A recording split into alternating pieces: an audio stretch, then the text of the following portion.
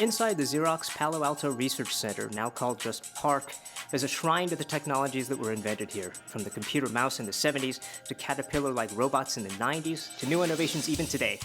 It's room 2306, the PARC Innovation Exhibit, and it's an even more amazing place when you've got a tour guide like Bob Metcalfe, the father of Ethernet. We were at PARC to talk to him about innovation and the future of basic research. But with Ethernet's 40th birthday coming up and Bob's famous Ethernet memo splattered on the wall, we couldn't resist. We asked him about 1973 and about the first days of Ethernet.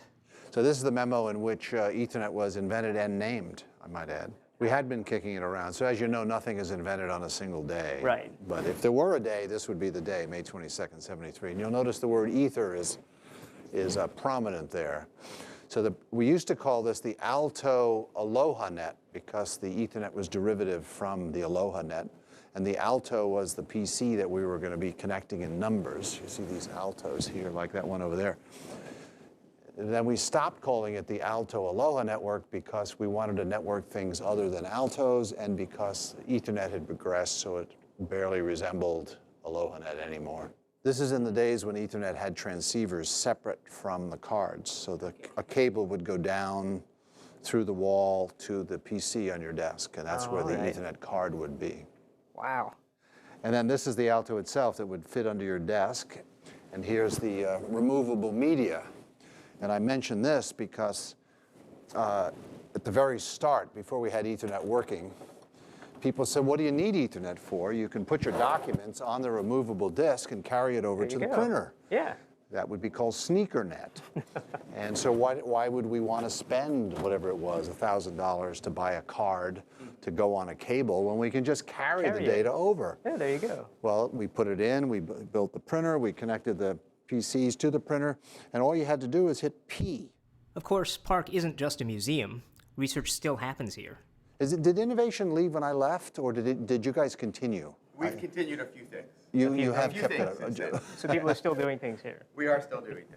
That's Steve Hoover, PARC's current CEO, and he joined us as we talked about basic research, about who should be doing the work that Xerox PARC used to do. Well, there's two schools of thought on this. I'm sure there's 10 schools of thought, but two that bear mentioning. One is the lament that Bell Labs no longer exists. Okay, right. It's a mere shadow of its former self. And woe is me, and research is down. And most people take that point of view. I have the opposite point of view. I think research universities, and by the way, I pair PARC with Stanford in my mind, so it's part of this university environment here. The research universities are the place we should be doing research. So an entity that tries to keep all of its people is really retarding innovation, because it's those people who carry, like me, carrying Ethernet out into the world and suffering the slings and arrows of the innovation process. That is my current model of innovation. And so I was a professor at Stanford part-time when I was here at PARC. PARC is closer to that model now. The facility still does research for Xerox, but also hires itself out to other companies, more than 100 these days, and it creates spin-offs. It can be better to spin it out yourself, to find a collaborator out there and partner with them. Advance them. That's the other part of my model, by the way, is research universities paired with startup culture. Okay. And that's where the students go. They go to, and sometimes professors too, go to the startups, and those startups become, that's one of the forms of a vehicle, an innovation vehicle. If you were to go back in time and get to run PARC, starting around, say, 1973, 1975, is there anything you would do differently?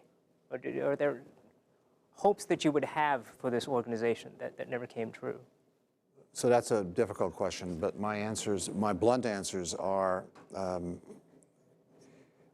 different people. We thought that we could commercialize, I was on this team, so I'm not going to say they. We thought we could commercialize these technologies ourselves. So I became a manager of engineering. My boss, Dave Liddell, who was a colleague here from research, he became the vice president of a division. And we were in a company that had a monopoly mentality, because Xerox had built its business on the copier patents. So based on a monopoly mentality, the company wasn't a very competitive organization, and as you know, the computer industry is fiercely competitive, so we got our face eaten, basically. Okay. And by the way, that printer over there became a $10 billion business for Xerox. So maybe the personal computer didn't, but the printer did. The printer did, yeah. Yeah, so that's a Yeah, big Xerox part of did it. okay overall, but I think Xerox did fine, but you're right, there is a lot of contention about how much better they could have done, like yeah. be Cisco, be Apple, be all the companies that have happened since. Well, I'm old enough to think that I probably suffer from the feeling that PARC was never as good as when I was here. But I've met some of the people here today. Again, there's a lot of brilliant work going on here, and it's just egomaniacal to think that it's not. And PARC has changed business models. They're no longer a captive research lab of Xerox. They're now doing research for 100 companies. So it's a slightly different arrangement.